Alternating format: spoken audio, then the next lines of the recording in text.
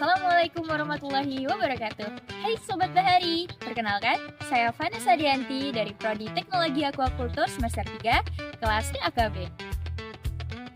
Sistem budidaya ikan adalah suatu sistem produksi organisme akuatik di mana manajemen lingkungan dilakukan secara terkontrol untuk mencapai produktivitas tinggi dengan efisiensi sumber daya air, energi, dan pakan.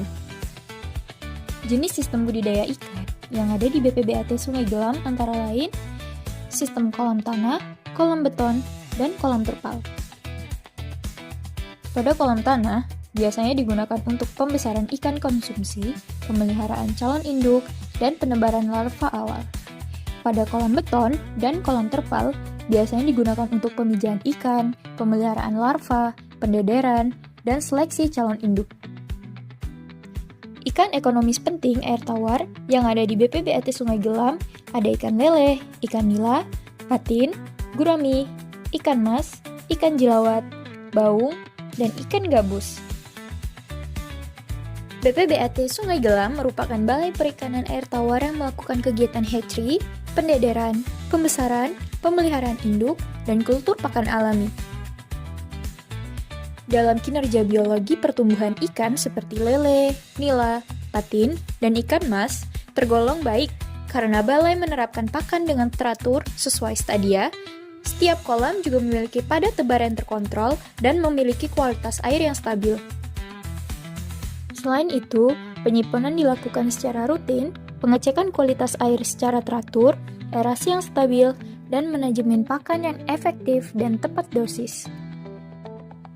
Ketersediaan benih ikan di BPBAT Sungai Gelam semakin banyak seiring dengan meningkatnya permintaan pasar. Indukan yang unggul, serta harga benih yang terjangkau dan stabil semakin menambah minat masyarakat untuk membeli benih di BPBAT Sungai Gelam. Komponen terbesar dalam biaya produksi disumbang oleh pakan, yaitu sekitar 60-80%. Maka demikian, pakan harus dikelola dengan kontrol penuh agar tidak boros. Lalu penggunaan listrik yang cukup besar karena aerasi dan pompa yang bekerja hampir selama 24 jam penuh untuk menjaga agar kualitas air tetap stabil dan ikan mendapat oksigen terlarut yang cukup.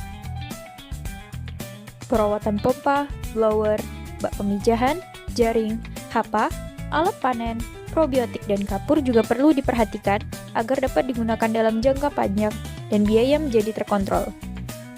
Dalam pakan ikan, protein merupakan nutrisi utama yang diperlukan ikan untuk pertumbuhan jaringan. Lemak, karbohidrat, vitamin dan mineral juga diperlukan untuk mengkomplekskan kandungan dalam pakan ikan.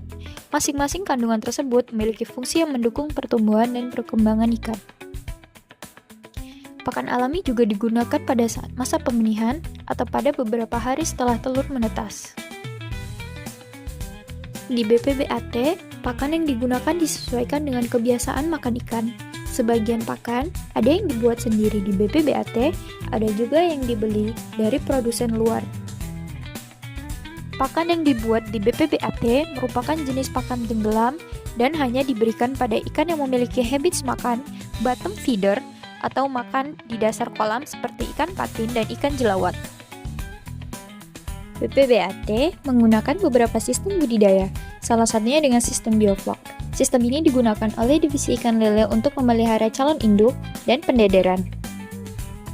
Integrasi sistem budidaya merupakan penggabungan beberapa unit produksi, mulai dari hatchery, pendederan dengan bioflok, pembesaran dengan kolam beton ataupun kolam tanah, hingga pengelolaan limbah dengan kolam alga, ke dalam satu alur yang saling terhubung.